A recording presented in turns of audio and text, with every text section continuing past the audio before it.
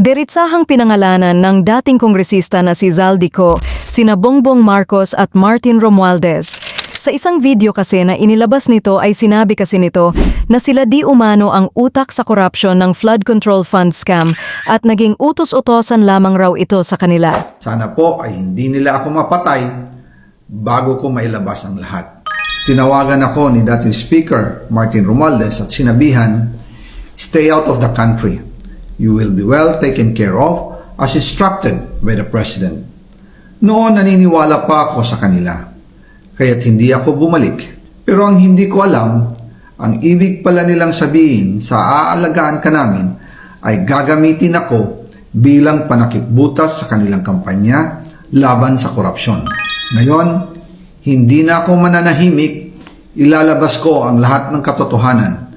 May resibo, may ebidensya, at may pangalan.